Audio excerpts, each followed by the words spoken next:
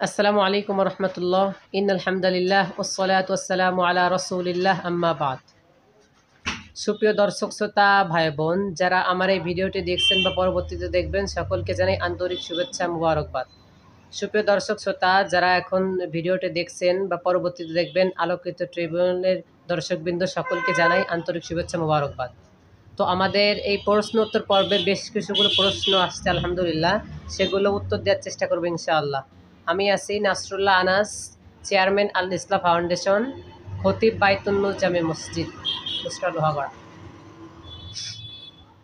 প্রথম প্রশ্ন, এমডি নাইম ভাই আপনি লিখেছেন, নামাজে ইমামের ভুল হলে কি বলে লোকমা দিব? অনেকে বলে সুবহানাল্লাহ, অনেকে বলে আল্লাহু আকবার, কোনটা সঠিক জানালে উপকৃত হব। খুবই দরকারি প্রশ্ন ভাই। নামাজে ইমামের ভুল হলে আমাদের লোকমা দিতে হবে সুবহানাল্লাহ বলে, কারণ হাদিসের মধ্যে আসে, সহিহ মুসলিম 1 খণ্ড 180 নম্বর পৃষ্ঠা আসছে, আর তাসবিহুল রিজাল ওয়া তাফসিহুল নিসা, মানে পুরুষরা লোকমা দিবে সুবহানাল্লাহ বলে এবং মহিলারা হাতে চাপড় দেবে। এবং অসংখ্য অগণিত হাদিস থেকে বর্ণিত পাওয়া যায় যে সুবহানাল্লাহ বলে লোকমা দেওয়া লাগবে। এমনি আল্লাহু আকবার বলে লোকমা দিলে নামাজ হয়ে যাবে, কিন্তু সুন্নাহ আছে সুবহানাল্লাহ বলা। এটা হাদিসে আসে, ফতোয়ার কিতাবের মধ্যে সুবহানাল্লাহ কথা আসছে। এরপরে মোহাম্মদ হাফিজ আপনি লিখেছেন, আজান মসজিদের কোন পাশে দাঁড়িয়ে দিতে হয়? খুবই দরকারি প্রশ্ন। আজান মসজিদের যে কোনো এক পাশে দাঁড়িয়ে দিলে হবে, কোনো বাধ্যবাধকতা নেই শরিয়াতে যে এ পাশে দিতে হবে অথবা মাঝখানে, এরকম কোনো বাধ্যবাধকতা শরিয়াতে নেই। এরপরে প্রশ্ন, এমডি জাকির খান আপনি লিখেছেন, নামাজের পরে আয়াতুল কুরসি পাঠ করলে কি হয়? খুবই দরকারি প্রশ্ন। আয়াতুল কুরসি নামাজের পরে পাঠ করলে সহিহ মুসলিম হাদিসের মধ্যে আসছে, যে ব্যক্তি প্রতিনিয়ত ফরজ সালাতের পর আয়াতুল কুরসি পাঠ করবে, শুধুমাত্র জান্নাতে যেতে শুধুমাত্র মৃত্যু বাকি থাকবে, মরার পরে সে জান্নাতে যেতে যাবে। সুবহানাল্লাহ। এই আয়াতুল কুরসি আমলটা করা লাগবে। এরপরে মোহাম্মদ এনামুল হক ভাই লিখেছেন, জাকাত কয় শ্রেণী মানুষকে দিতে হয়? খুবই দরকারি প্রশ্ন। জাকাত সাধারণত 8 শ্রেণী মানুষকে দিতে হয়। আপনি সূরা তাওবার 60 নম্বর আয়াতটি পড়বেন, সূরা তাওবা 60 নম্বর আয়াত, ওখানে আপনি ব্যাখ্যা বিশ্লেষণ পেয়ে যাবেন। তাফসির ইবনে কাসির, তাফসির মারিফুল কুরআন, বিভিন্ন তাফসির কিতাবে পেয়ে যাবেন। মুসাম্মাদ সাদিয়া সুলতানা আপনি লিখেছেন, হুজুর নেল পালিশ ব্যবহার করলে কি ওযু হবে?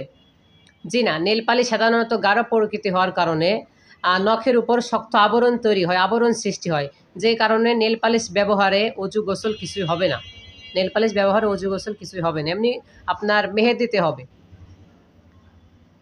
এরপরে মোসাম্মদ ফারিয়া খাতুন আপনি লিখেছেন, রাতের বেলা চুল নখ কাটলে কোনো বাধা আছে কি শরিয়াতে? জি না, রাতের বেলা চুল নখ কাটতে পারেন, কোনো বাধা নেই শরিয়াতে। এরপর মোহাম্মদ রিয়াজুল ইসলাম ভাই লিখেছেন, নিয়ামুল কুরআন নামক একটা বই পাওয়া যায় বাজারে, আমার আম্মু প্রায় সময় বইটা পড়ে, এই বইটা পড়া যাবে কিনা? আপনার মন্তব্য জানতে চাই। খুবই দরকারি প্রশ্ন। নিয়ামুল কুরআন বাজারে পাওয়া যায়, একটি হাদিসের কিতাব, ওখানে হাদিস ব্যাখ্যা বিশ্লেষণ লেখা থাকে। এই নিয়ামুল কুরআন এই বইটা আমি নিজে পড়ছি, অসংখ্য অগণিত ভুল দেওয়া। এই বই থেকে আমাদেরকে বিরত থাকতে হবে, পরিহার করা চাই সমস্ত বই। বড় বড় বই পড়বেন, বড় বড় আলেমের লেখা বই পড়বেন, যেখানে রেফারেন্স ভিত্তিক কথা লেখা আছে, বুখারী মুসলিম এই সমস্ত হাদিসি কিতাব পড়বেন, বড় বড় উলামা কেরামের লেখা বই পড়বেন। এই সমস্ত ছোটোখাটো বই পরিহার করা চাই। এরপরে মোহাম্মদ ইকবাল শেখ ভাই লিখেছেন, শনিবার ও মঙ্গলবারে কোনো শুভ কাজে যাত্রা করলে নাকি অমঙ্গল হয়, এ ব্যাপারে ইসলাম কি বলে? না না, এরকম কোনো কথা কুরআন এবং হাদিসে না, এটা একটা ভিত্তিহীন কথা, কুসংস্কার, পরিহার করা চাই। মোসাম্মদ ফারজানা আক্তার আপনি লিখেছেন, মহিলারা অজু করার পর যদি ওই অজু দিয়ে মেয়ে সন্তানকে বুকের দুধ পান করান, তাহলে কি তার অজু ভঙ্গ হবে এবং ওই অজু দিয়ে কি পুনরায় নামাজ পড়তে পারবে? খুবই দরকারি প্রশ্ন। যদি মহিলারা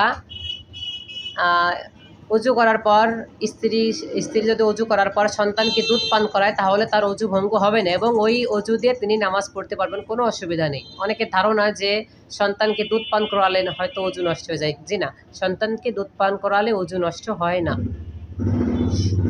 পরে মারুফ বিল্লাহ ভাই আপনি লিখেছেন, আজানের পরে কি দোয়া পড়তে হয়? আজানের পরে একটি দোয়া পড়তে হয়, সহিহ বুখারীর হাদিসের মধ্যে আসে 614 নম্বর হাদিস, এই হাদিস 612 নম্বর হাদিসের মধ্যে আসতে নবী সাল্লাল্লাহু আলাইহি সাল্লাম বলেন, মান ক্বালা হিনা ইয়াসমাউন নিদা, যে ব্যক্তি আজান শুনে অতঃপর এই দোয়া পাঠ করে, আল্লাহুম্মা রাব্বা হাযিহি দাওয়াতিত তাম্মাহ ওয়াস সালাতিল কাইমাহ আতি মুহাম্মাদাল ওয়াসিলাতা ওয়াল ফাতিলা ওয়াবআসহু মাকামান মাহমুদাল্লাযী ওয়া'আদতা, এইটা দোয়া, এই দোয়াটা পড়লে কি হবে? নবী সাল্লাল্লাহু আলাইহি সাল্লাম বলেন, হাল্লাত লাহু শাফাআতি ইয়াউমাল কিয়ামা, সে আমার নিকট শাফাআত লাভের অধিকারী হইবেন। এই জন্য এই দোয়াটা বেশি পাঠ করবেন আজানের পরে, দুরূদ ইব্রাহিম পাঠ করার পর। এরপরে লিখেছেন এমডি উসমান গনি, আপনি লিখেছেন মাগরিবের আজানের পরে কিছু খাওয়া যাবে কি? অনেকে বলে ওই সময় খাওয়া উচিত নয়। মাগরিবের আজানের পরে, ঈশার আজানের পরে আপনি যে কোনো সময় খেতে পারেন, কোনো সমস্যা নেই। শরীয়তে কোনো বাধ্যবাধকতা নেই যে এই সময় খাওয়া যাবে না, এটা একটা ফালতু কথা। কোরআন হাদিসে এরকম কোনো কথা নেই। এমডি আরমান, আপনি লিখেছেন ইমামকে রুকুতে পেলে আগে কি হাত বাঁধবো নাকি রুকুতে যাব? খুবই দরকারি প্রশ্ন। ইমামকে রুকুতে যাওয়ার পরে অনেকে তাড়াহুড়ার করার কারণে শুধুমাত্র একটা তাকবীর দিয়ে রুকুতে চলে যায়, এটা করলে তার নামাজ হবে না। ইমামকে আপনি রুকুতে পাওয়ার পরে আপনি সর্বপ্রথম একটি তাকবীর দিয়ে তাকবীরে তাহরিমা দিবেন। প্রথমে একটা তাকবীর দিবেন, একটা তাকবীর দেওয়ার পরে পুনরায় আরেকটা তাকবীর দিয়ে রুকুতে যাবেন। অনেকে করে কি, ইমামকে রুকুতে পায়, রুকুতে পাওয়ার পরে প্রথমে একটা তাকবীর দিয়ে রুকুতে চলে যায়, তাহলে তার নামাজ হবে না, কারণ সে তাকবীর তাহরিমা তো দিল না। কারণ হাদিসের মধ্যে আসছে যে মান আদরাকাল ইমামি রুকুয়া, যে ব্যক্তি ইমামকে রুকুতে পাবে ফাকাত আদরাকাস সালাহ, সে ব্যক্তি ওই রাকাত পেয়ে যাবে। এই কারণে অনেকে তাড়াহুড়া করে আসে, আসার পরে একটা তাকবীর দিয়ে সালাতে দাঁড়িয়ে যায়, এটা করলে নামাজ হবে না। বরং আপনাকে একটি তাকবীর দিতে হবে, তাকবীরে তাহরিমা। তাকবীরে তাহরিমা দেওয়ার পরে সময় থাকলে আরেকটা তাকবীর দিয়ে আপনি রুকুতে যাবেন। হাত বাঁধতে পারেন, নাও বাঁধতে পারেন, হাত বাঁধা সুন্নাহ। এরপরে এমডি নাজমুল হাসান, আপনি লিখেছেন হুজুর একটা প্রশ্ন, মসজিদে দুনিয়াবে কথা বললে নাকি 40 বছরের আমল বাতিল হয়ে যায়, এ ব্যাপারে আপনার মন্তব্য কি? এরকম একটা কথা শোনা যায়, আমাদের সমাজে প্রচলন আছে যে মসজিদে কথা বললে 40 বছরের ইবাদত বন্দেগী সমস্ত কিছু নষ্ট হয়ে যায়।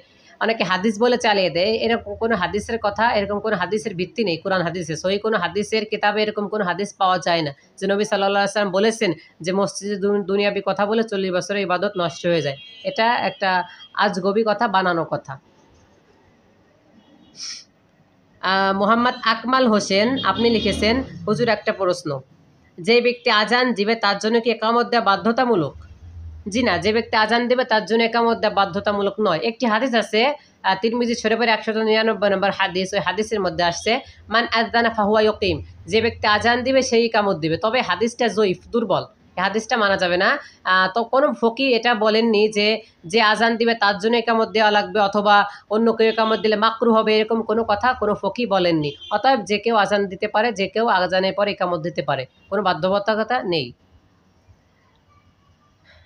এরপরে এমডি মুসা, আপনি লিখেছেন ফরজ নামাজের পর সর্বোত্তম নামাজ কোনটি? খুবই দরকারি প্রশ্ন।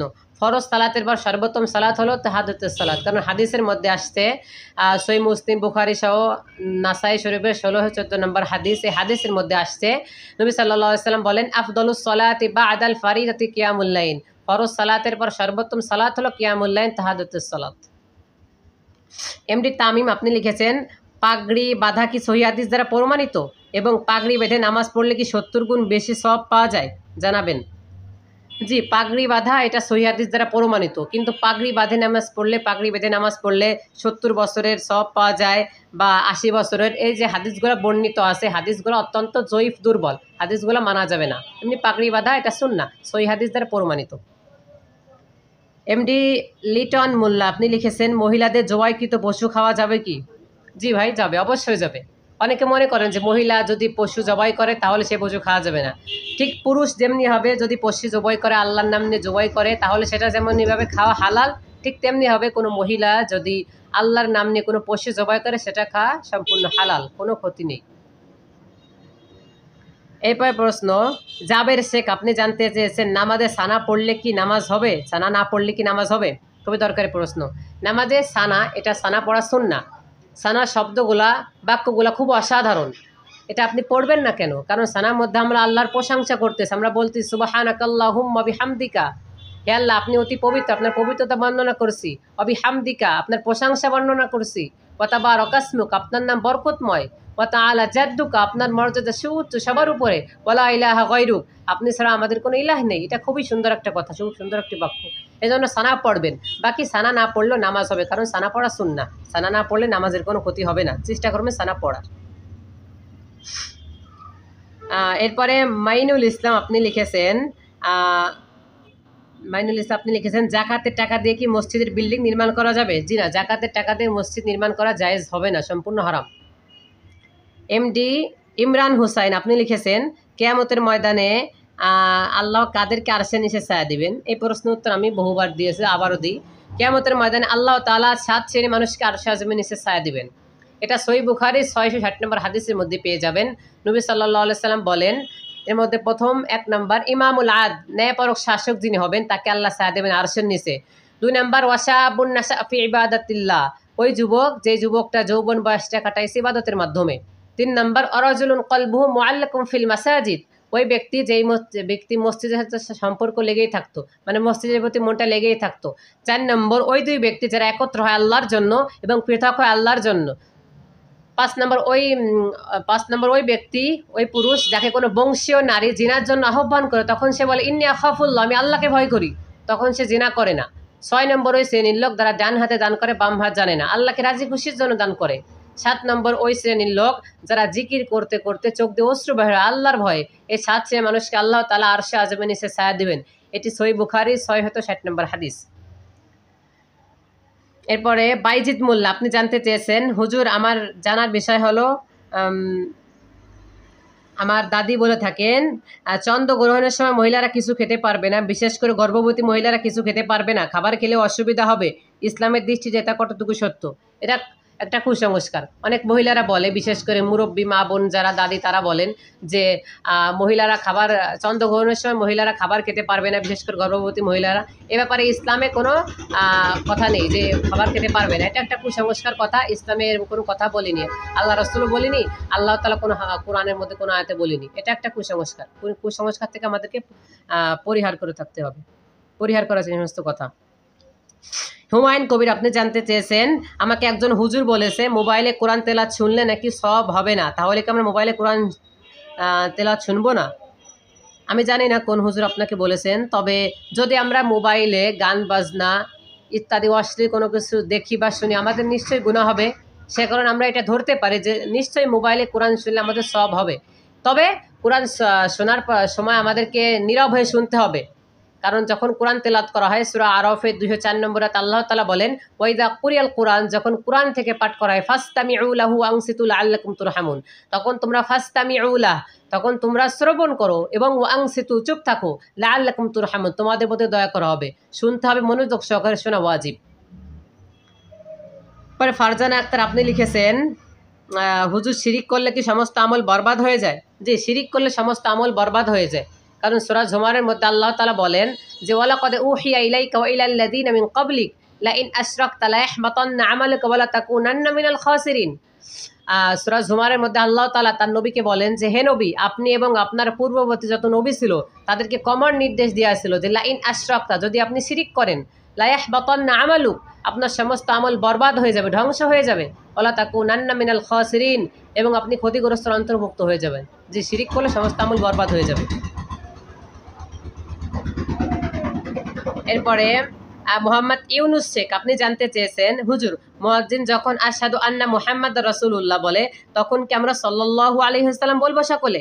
জি না, মুয়াজ্জিন যখন আপনার আশহাদু আন্না মুহাম্মাদ রাসূলুল্লাহ বলে তখন আমরা সাল্লাল্লাহু আলাইহি ওয়াসাল্লাম বলবো না। কেন? কারণ হাদিসের মধ্যে আসছে, সহিহ বুখারীর বর্ণনা, নবী সাল্লাল্লাহু আলাইহি ওয়াসাল্লাম বলেন ইদা সামি'তুমুন নিদাআ ফাকুলু মিসলা মা ইয়াকুলুল মুয়াজ্জিন, নবী সাল্লাল্লাহু আলাইহি ওয়াসাল্লাম বলেন যে মুয়াজ্জিন যা বলে তোমরাও তাই বলবে। পরবর্তী একটি হাদিসে নবী সাল্লাল্লাহু আলাইহি ওয়াসাল্লাম একটি বাক্য ধরে ধরে শিক্ষা দিয়েছেন যে মুয়াজ্জিন যখন আল্লাহু আকবার বলবে তখন তোমরা ফাকুলু, তখন তোমরা বলবে আল্লাহু আকবার। মুয়াজ্জিন যখন আশহাদু আল্লা ইলাহা বলবে তখনও তোমরা আশহাদু আল্লা ইলাহা বলবে।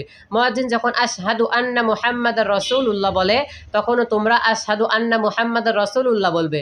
মুয়াজ্জিন যখন হাইয়া আলাস সালাহ বলবে তখন তোমরা লা হাওলা ওয়া কুওয়াতা ইল্লা বিল্লাহ বলবে। হ্যাঁ, সাল্লাল্লাহু আলাইহি ওয়াসাল্লাম বলবেন পরে, কারণ যখন আজান শেষ হয়ে যাবে, আজানের পরে দুরূদ ইব্রাহিম পড়বেন বা যে কোনো একটা দুরূদ পড়বেন, সাল্লাল্লাহু আলাইহি ওয়াসাল্লাম বলতে পারেন, তারপরে একটি দোয়া আছে, দোয়াটা পাঠ করবেন। কিন্তু যখন মুয়াজ্জিন আশহাদু আন্না মুহাম্মাদার রাসূলুল্লাহ বলে তখন আমরা আশহাদু আন্না মুহাম্মাদার রাসূলুল্লাহই বলবো, সাল্লাল্লাহু আলাইহি ওয়াসাল্লাম আমাদের বলার প্রয়োজন নেই।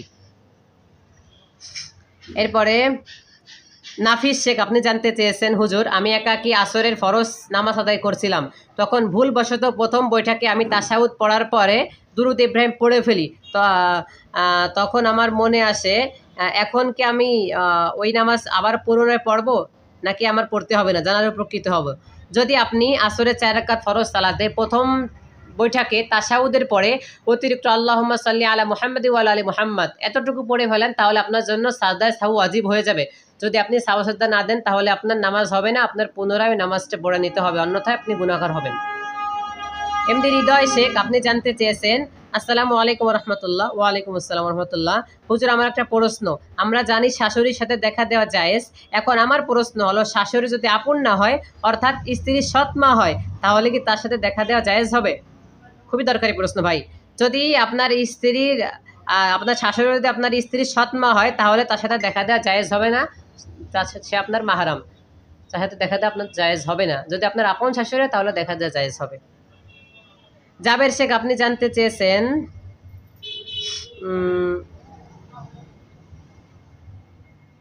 কাপড়ে কাদা লাগলে কি কাপড় নাপাক হয়ে যাবে? জি না, কাপড়ে কাদা লাগলে কাপড় নাপাক হবে না, কারণ কাদা সাধারণত পাক হয়ে থাকে। তবে যদি আপনি কাদার ভিতরে নাপাকির চিহ্ন বা নাপাকির কোনো গন্ধ পান তাহলে আপনি পুনরায় ধুয়ে ফেলতে পারেন, কোনো অসুবিধা নেই। এরপরে এমডি মাহাবুল আপনি জানতে চেয়েছেন, ইমাম সাহেব ওযু ছাড়া নামাজ পড়ালে কি করণীয় জানাবেন দয়া করে। খুবই দরকারি প্রশ্ন। যদি ইমাম সাহেব ওযু ছাড়া সালাহ আদায় করে ফেলে তাহলে সর্বপ্রথম ইমামের করণীয়, যদি ইমামের ওয়াক্ত মনে করেন ওয়াক্ত আছে, এই সময় যদি ইমামের স্মরণ আছে তাহলে সে মুসল্লিদেরকে বলবেন, আমানতদের সঙ্গে বলবেন যে আমার ওই ওয়াক্ত নামাজ হয়নি, আপনারা জামাত করে নেন। যদি মনে করেন যে ইমাম সাহেব আপনার জোহরের 4 রাকাত ফরজ নামাজ ওযু ছাড়া পড়িয়ে ফেলেছে, তখন ইমাম সাহেবের মনে আসেনি, মনে আসছে আসরের নামাজের সময়, তাহলে ইমাম সাহেব বলবেন যে হ্যাঁ ভাইরা, আমি ভুলবশত ওযু ছাড়া নামাজ পড়িয়ে ফেলছি, যদি ওয়াক্ত না থাকে তাহলে আপনার পুনরায় নামাজ পড়ে নেবেন কাজা নামাজটা, আর যদি ওয়াক্ত থাকে তাহলে জামাত করে পড়ে নিতে হবে, অন্যথায় গুনাহগার হবেন। এরপর এমডি নুমান আপনি জানতে চেয়েছেন, অনেকে বলে একটি মিথ্যা কথা বললে 7000 বছর জাহান্নামে থাকা লাগবে, কথাটি কি কোরআন ও হাদিসের কথা? এরকম একটা কথা প্রচলিত আছে সমাজে যে একটি কথা বললে, মিথ্যা কথা বললে 7000 বছর জাহান্নাম, এরকম কোনো কথা সহি হাদিসে নেই, এটা একটা ভিত্তিহীন কথা। হ্যাঁ, মিথ্যা কথা বলা অত্যন্ত কবিরা গুনাহ, কবিরা গুনাহের মধ্যে অন্যতম একটি কবিরা গুনাহ মিথ্যা কথা বলা। এ ব্যাপারে সহি বুখারী মুসলিম অসংখ্য হাদিসের শাস্তির কথা আসছে, কিন্তু কোনো হাদিসের মধ্যে আসেনি যে একটি মিথ্যা কথা বললে 7000 বছর জাহান্নাম। এরপর প্রশ্ন এমডি রেজাউল করিম আপনি জানতে চেয়েছেন, হুজুর আমার প্রশ্ন, দুধ মা যদি অসহায় হয় তাকে কি জাকাত দেওয়া যাবে? জি, যদি আপনার দুধ মা অসহায় হয় তাকে আপনি জাকাত দিতে পারবেন, কোনো অসুবিধা নেই। এমডি আরিফুল ইসলাম আপনি জানতে চেয়েছেন, আমি মকসুদুল মুমিন বইয়ের 127 পৃষ্ঠায় একটি দোয়া পেয়েছি, ওযুর দোয়া। দোয়াটি হলো বিসমিল্লাহি আলিয়্যিল আযীম আলহামদুলিল্লাহি আলা দীনিল ইসলাম আল ইসলামু হাক্কুন ওয়াল কুফরু বাতিলুন। এই দোয়াটি কি সঠিক জানালে উপকৃত হবে। খুবই দরকার একটা প্রশ্ন। মকসুদুল মুমিন, সমাজে বাজারে একটি বই পাওয়া যায়, এই বইটি অসংখ্য অগণিত জাল জয়ীফ হাদিসের কথা আছে, অনেক ভুল কথা আছে, এই বই আমাদের পরিহার করে চলতে হবে। প্রথম কথা যে প্রশ্নটা করলেন যে ওযুর শুরুতে কোন দোয়া পড়তে হয়, তিরমিজি শরীফের হাদিসের মধ্যে পাওয়া যায়, নবী সাল্লাল্লাহু আলাইহি ওয়াসাল্লাম বলেন লা উযু লিমান লাম ইয়াযকুর ইসমাল্লাহি আলাইহি, নবী সাল্লাল্লাহু আলাইহি ওয়াসাল্লাম বিসমিল্লাহ দিয়ে ওযু করেছেন, বিসমিল্লাহ বলে ওযু করেছেন। এরকম কোনো কথা কুরআন এবং সহিহ হাদিসে আমরা পাই না, যেগুলো কথা আমরা বিভিন্ন বইতে দেখতে পাই, টুটকা ছোট সকল বইতে দেখতে পাই, এই সমস্ত বই আমাদের পরিহার করা চাই। এমডি হেমায়েত হোসেন আপনি জানতে চেয়েছেন, আমরা শুনেছি প্রতি রাতে আল্লাহ তাআলা আসমানে নেমে আসেন, এখন প্রশ্ন হল আল্লাহ তাআলা কখন আসমানে নেমে আসছেন? খুবই দরকারি প্রশ্ন। এ ব্যাপারে সহিহ বুখারীর 1145 নং হাদিস এবং বিভিন্ন হাদিসের কিতাবে নবী সাল্লাল্লাহু আলাইহি সাল্লাম বলেন যে ইয়ানজিলু রাব্বুনা তাবারাকা ওয়া তাআলা কুল্লা লাইলাতিন ইলাস সামাই হিদ দুনিয়া হিনা আকবা সুলুসুল লাইলিল আখির, আল্লাহ সুবহানাহু ওয়া তাআলা প্রতি রাতের শেষ তৃতীয়াংশে অবশিষ্ট থাকাকালে দুনিয়ার নিকটবর্তী আসমানে অর্থাৎ প্রথম আসমানে এসে বান্দাদেরকে ডাকতে থাকেন যে মাইয়াদউনি, কে আমাকে ডাকবে, ফাআস্তাজিব লা, আমি তার ডাকে সাড়া দেব, মাইয়াসআলুনি, কে আমার নিকট চাইবে, ফাউতি, আমি তাকে দা দিব, মাইয়াস্তাগফিরুনি, কে আমার নিকট ক্ষমা চাইবে, ফাআগফির লা, আমি তাকে ক্ষমা করে দিব। এবার প্রশ্ন এখন জানতে চেয়েছেন, ওযু করার সময় হাঁটু বের হয়ে গেলে কি ওযু ভেঙে যায় এবং তার কি পুনরায় ওযু করতে হবে? জি না, ওযু করার সময় যদি আপনার হাঁটু বের হয়ে যায় তাহলে আপনার ওযু ভঙ্গ হবে না এবং আপনার পুনরায় ওযু করতে হবে না, তবে হাঁটু বের হওয়া, হাঁটু এটা সতর অন্তর্ভুক্ত, আপনার কবিরা গুনাহ হবে, আপনার ওযু ভঙ্গ হবে না। এরপর একজন জানতে চেয়েছেন, অনেকে কথায় কথায় শুধু মাকরু বলে, এই মাকরুটা কি বিষয়টা জানাবেন। মাকরু এটা বলা হয়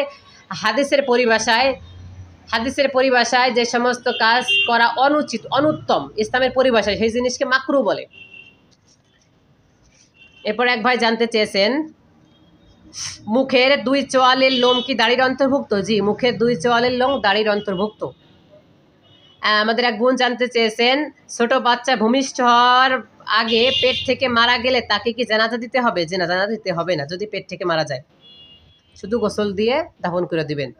এরপরে এক ভাই জানতে চেয়েছেন, ভাঙ্গা আয়না দিয়ে চেহারা দেখলে নাকি চেহারা অমঙ্গল হয় এবং চেহারা নষ্ট হয়, এ ব্যাপারে ইসলাম কি বলে? এটা একটা কুসংস্কার যে ভাঙ্গা আয়না দিয়ে চেহারা দেখলে চেহারা নষ্ট হয়ে যায়, অমঙ্গল হয়, এরকম কোনো কথা কোরআন হাদিসে নেই। এটা একটা ভিত্তিহীন কথা। এই সমস্ত কথা পরিহার করে চলতে হবে। এরপরে এমডি হুসাইন আপনি জানতে চেয়েছেন, কবরে মাটি দেওয়ার সময় কি দোয়া পড়তে হয়? কবরে মাটি দেওয়ার সময় একটি দোয়া পাওয়া যায় হাদিসে, বিভিন্ন হাদিসের কিতাবে, যে অনেকে বলে মিনহা খলাকনাকুম অফিহা নুঈদুকুম ওয়া মিনহা নুখরিজুকুম তারাতান নুখরা। মানে এটা কোরআনের আয়াত। আল্লাহ বলতেছেন এই মাটি থেকে তোমাদেরকে সৃষ্টি করেছি, এই মাটির মধ্যে যাওয়া লাগবে, 15 মাটি থেকে আমি বের করে দিব। এরকম একটা কথা হাদিসে আছে, কিন্তু হাদিসটা জয়ীফ, দুর্বল। এমনি আমরা একটা দোয়া নিতে পারি তিরমিজি হাদিস অনুযায়ী, যে বিসমিল্লাহি ওয়া আলা মিল্লাতি রাসূলিল্লাহ, বিসমিল্লাহি আলা সুন্নতি রাসূলিল্লাহ, এই দুটো দোয়া নিতে পারি আমরা, কারণ হাদিসটা জয়ীফ, দুর্বল। এরপর একজন জানতে চেয়েছেন, 2 পরিবারের সম্মতিতে বিয়ে ঠিক করা আছে, এমন তো অবস্থায় মেয়ের সাথে কি কথা বলা বা দেখা দেওয়া জায়েজ হবে? জি না, এটা সম্পূর্ণ হারাম। কারণ অনেকে এই যে করে দেখাই থুয়ে দেয় যে আমার মেয়ে তোমার ছেলের সঙ্গে অমুক দিন পর বিয়ে, 1 মাস 2 বছর পর বিয়ে, হ্যাঁ, একটা আংটি পড়ায় থুয়ে দেয়, তারপরে বিবাহ করে না। তখন পোলাপান মনে করে কি যে স্ত্রীর মতন হালাল, ওরা কথা বলে। এটা সম্পূর্ণ হারাম, কারণ ওই মহিলা আপনার জন্য সম্পূর্ণরূপে হারাম। বিবাহের আগ পর্যন্ত কথা বলা যাবে না, জায়েজ হবে না। এবার প্রশ্ন, ভাই জানতে চেয়েছেন, যেই প্রাণী খাওয়া হালাল ওই প্রাণী অ্যাক্সিডেন্ট করলে জবাই করা কি ঠিক হবে? যেহেতু প্রাণী মৃত্যুর কাছাকাছি, মৃত্যু শরণাপন্ন হয়ে গেছে। খুবই দরকারি প্রশ্ন। হ্যাঁ, অনেক সময় দেখা যায় যে আমাদের রাস্তাঘাটে চলার কারণে বিভিন্ন হাঁস মুরগি, আমাদের পশুগুলা, যে সমস্ত পশু হালাল, এই সমস্ত পশু অ্যাক্সিডেন্টের শিকার হয়। দেখা যাচ্ছে অনেকে গাড়ির তলে পড়ে অনেক অ্যাক্সিডেন্টের শিকার হয়। এমনও তো অবস্থায় যদি আপনার প্রাণীর মধ্যে যদি আপনার নিঃশ্বাসটা থাকে, যদি আপনার থাকে, রুহু থাকে, তাহলে আপনি জবাই করে খেতে পারেন। আর যদি আপনার ভিতরে রুহ না থাকে, তাহলে আপনি আল্লাহর নাম নিয়ে জবাই দিলেও সেটাকে হালাল হবে না। যদি দেখা যাচ্ছে প্রাণীটি মরিনি, মৃত্যু শরণাপন্ন হয়ে গেছে কিন্তু মরিনি, এমন তো অবস্থায় আপনি আল্লাহর নাম নিয়ে জবাই করে দিবেন, সেটা খাওয়া অবশ্যই হালাল হবে। এরপর প্রশ্ন, খালাতো বোন, মামাতো বোন, ফুফাতো বোনের সাথে পর্দা করা লাগবে কিনা? খুবই দরকারি প্রশ্ন, জটিল একটা প্রশ্ন। জটিল বললাম এই জন্য, জটিল এবং কঠিন প্রশ্ন। জটিল বললাম এই জন্য কারণ এটা খুবই দরকারি প্রশ্ন। আর কঠিন বললাম এই জন্য কারণ আমাদের সমাজে পোলাপান, খালাতো বোন, মামাতো বোন, ফুফাতো বোন এদের সঙ্গে পর্দা করে না, এরা গুরুত্ব দেয় না। কিন্তু ইসলাম এটা পর্দা ফরজ করে দিয়েছেন, পর্দা করতে হবে, অবশ্যই পর্দা করতে হবে, না আপনি গুনাহগার হবেন। এরপর প্রশ্ন, এমডি রহমাত আপনি লিখেছেন, আমাদের এলাকায় প্রচলন আছে মৃত ব্যক্তিকে দাফন করার পর 4 জন ব্যক্তিকে কবরের চারপাশে দাঁড়িয়ে 4 কুল অর্থাৎ সূরা কাফিরুন, সূরা ইখলাস, সূরা ফালাক, সূরা নাস পড়ে। তারপরে তারা কবরের 4 কোণে 4টি তাজা ডাল পুঁতে দেয়, কোথাও আবার 4টি বাঁশের কুঞ্চি ইত্যাদি গেড়ে দেয়। এটা কি শরীয়ত সম্মত? জি না, এটা শরীয়ত সম্মত নয়। শরীয়তের কোনো ভিত্তি নেই, শরীয়তের কোনো ভিত্তি নেই। এরপর প্রশ্ন, এমডি রাইহান আপনি লিখেছেন, অনেককে দেখি কারো নামের শেষে হাফিজাহুল্লাহ বলে, কারো নামের শেষে রাহিমাহুল্লাহ বলে, এটা মূলত বলে কেন? এটা বলা কি ঠিক? খুবই দরকারি প্রশ্ন ভাই। আমরা অনেকে দেখি যে কারো নামের শেষে হাফিজাহুল্লাহ বলে, রহিমাহুল্লাহ বলে, এটা বলা যাবে কেন? বলা যাবে না, কারণ এটা দোয়া। হাফিজাহুল্লাহ মানে আল্লাহ তাকে হেফাজত করুক, রাহিমাহুল্লাহ রহমাতুল্লাহি আল্লাহ তার উপর রহমত বর্ষিত করুক, আল্লাহ তাকে রহমদান করুক, এটা বলা যাবে। কারণ একজন মুসলমান অপর মুসলমানের জন্য দোয়া করবে, এটা শরীয়ত সম্মত করে, এটা বলা যাবে অবশ্যই। এরপর প্রশ্ন, এমডি নিয়ামতুল্লাহ আপনি লিখেছেন, হুজুর আমরা শুনেছি একজন বলেছেন অহংকার করা নাকি আল্লাহ তাআলার চাদর, কথাটুকু কতটুকু সত্য জানালে উপকৃত হব। খুবই দরকারি প্রশ্ন। অহংকার করা এটা আল্লাহ তাআলার চাদর, কথাটুকু সঠিক। কারণ হাদিসের কুদসি সব বিভিন্ন হাদিসের কিতাবের মধ্যে বিভিন্ন হাদিসের কিতাবের মধ্যে আসছে, যেমন সুনানে আবু দাউদের হাদিসের মধ্যে আসছে 4090 নম্বর হাদিস। এই হাদিসের মধ্যে আসছে যে আল্লাহ তাআলা বলেন যে আল কিবরিয়া ও রিদাই, অহংকার হলো আমার চাদর, ওয়াল আযমাতু ইজহারি, এবং মহত্ব হলো আমার লুঙ্গি, ফামান নাযানি ওয়াহিদাম মিনহুমা কাযাবতুহু ফিন্নার, যে ব্যক্তির কোনো একটি আমার সঙ্গে টানা হেঁচড়া করবে আমি তাকে জাহান্নামে নিক্ষেপ করব। যে কথাটুকু সত্য কথা।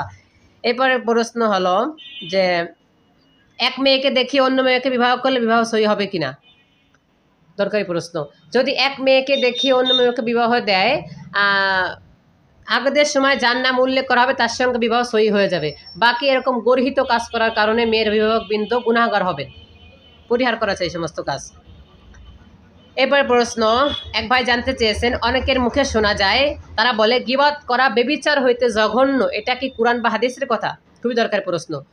জি, গীবত করা বেবিচার হইতে জঘন্য ব্যাপারে একটি হাদিস পাওয়া যায় হাদিসি কিতাবে, যে নবী সাল্লাল্লাহু আলাইহি সাল্লাম বলেন আল গীবাতু আশাদ্দু মিনাজ জিনা, গীবত বেবিচার হইতে জঘন্য, এটা হাদিসের কথা। এরপর প্রশ্ন, হুজুর নামাজের ভিতরে শুধু অন্য দিকে মনোযোগ চলে যায়, দয়া করে জানাবেন কি করলে নামাজে মনোযোগ বৃদ্ধি পাবে? খুবই দরকারি প্রশ্ন ভাই। নামাজের ভিতরে আমাদের সকলেরই অন্যদিকে মনোযোগ চলে যায়। আমি আপনাকে 4টা টিপস দেব, ওই 4টা টিপস ফলো করবেন ইনশাআল্লাহ, তাহলে উপকার হবে। প্রথম টিপস, আপনি যখন নামাজে দাঁড়াবেন, ইযা কুনতু ফি সলাতিকা ফাসাল্লি সলাতাম মুআদ্দা, যখনই আপনি নামাজে দাঁড়াবেন তখনই মনে করবেন যে এটা আপনার জীবনের শেষ নামাজ। এই অনুভূতি, এই কথা চিন্তা করে আপনি দাঁড়াবেন যেটা আমার জীবনের শেষ নামাজ। দ্বিতীয়, আপনার রুকু সাজদা ধীরে স্থিরের সঙ্গে দিতে হবে, রুকু এবং সাজদা ধীরে স্থিরের সঙ্গে দিতে হবে। তৃতীয়, নামাজের ভিতরে আপনার সমস্ত রোকনগুলা ধীরে স্থিরের সঙ্গে করতে হবে, যেমন নামাজের তাশাহুদ, নামাজের বৈঠক, নামাজের রুকু সাজদা, নামাজের কিরাত, এগুলা আপনার ধীরে স্থিরের সঙ্গে মনোযোগ সহকারে পড়তে হবে। তৃতীয় নাম্বার, আপনার নামাজটা বোঝা লাগবে। নামাজটা আরবি ভাষা, আমরা অনেকে বুঝি না। নামাজের ভিতরে আমরা আল্লাহ তাআলা প্রশংসা করতেছি, আমরা সানা পড়তেছি আল্লাহর প্রশংসা দিয়ে। সানার পর আমরা যখন পড়তেছি সূরা ফাতিহা, যেমন আমরা বলতেছি আলহামদুলিল্লাহি রাব্বিল আলামিন, এর অর্থ সমস্ত প্রশংসা আল্লাহর, যে আল্লাহ বিশ্বজগতের রব। তখন আল্লাহ তাআলা ডাক দিয়ে বলতেছেন হামিদানি আবদি। আমরা বলতেছি আর রহমানির রহিম, আল্লাহ তাআলা বলতেছে আসনা আলাইয়া আবদি। আমরা বলতেছি মালিক ইয়াউমিদ্দিন, আল্লাহ তাআলা বলতেছেন মাজ্জাদানি আবদি। এভাবে আল্লাহ তাআলা বান্দার সঙ্গে কথা বলে সালাতের মাধ্যমে। এর জন্য সালাতটা বোঝা লাগবে, সালাদটা আমরা বোঝা লাগবে। অনেকে সালাদ বোঝে না বিধায় আমরা সালাতের ভিতরে মনোযোগ দিই না, সালাতের কথাগুলো আমরা বুঝি না, বোঝার চেষ্টা করি না। এবং আপনারা যখন সালাতে দাঁড়াবেন মনোযোগ বৃদ্ধির জন্য আপনার সালাদটা বোঝা লাগবে, পাশাপাশি আপনার সুন্দর করে অজু করা লাগবে। অনেকে অজু করতে চায় না, অনেকে অজুতে অলসমা করে বলে সালাতে মনোযোগ থাকে না। সুন্দর করে অজু করবেন এবং এই নামাজের সমস্ত রোকনগুলো আপনার ধীরে স্থিরের সঙ্গে বুঝে বুঝে পড়তে হবে, তাহলে ইনশাআল্লাহ নামাজের ভিতরে আপনার মনোযোগ আসবে, আশা করা যায়। এরপরে একজন জানতে চেয়েছেন সানা না পড়লে কি নামাজ হবে? জি ভাই, সানা না পড়লে নামাজ হবে, তবে সানা পড়া সুন্নাহ, সানা পড়া চাই, সানা পড়তে হবে। কারণ সানা নিয়ে আমি কিছুক্ষণ আগে আলোচনা করছি যে সানা পড়াটা সুন্নাহ। সানার মাধ্যমে আমরা আল্লাহ তাআলা প্রশংসা করতেছি, আমরা বলতেছি সুবহানাকাল্লাহুম্মা, হে আল্লাহ আপনার পবিত্রতা বর্ণনা করছি, ও বিহামদিকা তোমার নাম, তোমার প্রশংসা করছি, অথবা রকাসমুকা তোমার নাম বরকতময়, ওয়া তাআলা জাদ্দুকা তোমার মর্যাদা সুউচ্চ, ওয়ালা ইলাহা গায়রুক তুমি ছাড়া কোনো ইলাহ নাই। এটা আমরা বলতেছি সানার মাধ্যমে, এজন্য সানা পড়বেন, পড়ার চেষ্টা করবেন। এরপরে লাস্ট প্রশ্ন, সন্তানের আকিকার গোশত কি পিতামাতা খেতে পারবে? খুবই দরকারি প্রশ্ন। সন্তানের আকিকার গোশত পিতামাতা খেতে পারবে, কোনো সমস্যা নেই। অনেকেই মনে করে যে সন্তানের আকিকার গোশত পিতামাতা খেতে পারবে না, তাদের এই ধারণা সঠিক নয়, তাদের এই ধারণা ভুল। আসসালামু আলাইকুম ওয়া রাহমাতুল্লাহ, ইন্নাল হামদালিল্লাহ ওয়াসসালাতু ওয়াসসালামু আলা রাসূলিল্লাহ, আম্মা বাদ। সুপ্রিয় দর্শক শ্রোতা, আলোকিত ত্রিভুবনের সমস্ত দর্শক শ্রোতা সকলকে জানাই অন্তঃস্থল থেকে শুভেচ্ছা মোবারকবাদ। আমরা কিছুক্ষণ আগে আমাদের কাঙ্ক্ষিত ইসলাম সম্পর্কে অনেক অজানা প্রশ্নের উত্তর পর্ব একটা শেষ করেছি, এবং আমরা প্রতি জুমায়, প্রতি শুক্রবারে জুমার নামাজের পরে ধারাবাহিকভাবে প্রতি সপ্তাহে আমাদের লাইভ প্রশ্ন উত্তর হবে ইনশাল্লাহ। আপনাদের যে সমস্ত মনের অনেক অজানা প্রশ্ন সেগুলো আমাদের কমেন্ট বক্সে লিখে যেতে পারেন, সেগুলো আমরা কুরআন এবং সহিহ হাদিস মোতাবেক উত্তর দেওয়ার চেষ্টা করব ইনশাআল্লাহ। এবং সকলে আমাদের এই ইউটিউব চ্যানেল পেজটাকে ফলো করে দিবেন ইসলামের সাথে। বারাকাল্লাহু ফি হায়াতি, জাযাকুমুল্লাহু খায়রান। আসসালামু আলাইকুম ওয়া রাহমাতুল্লাহি ওয়া বারাকাতুহু।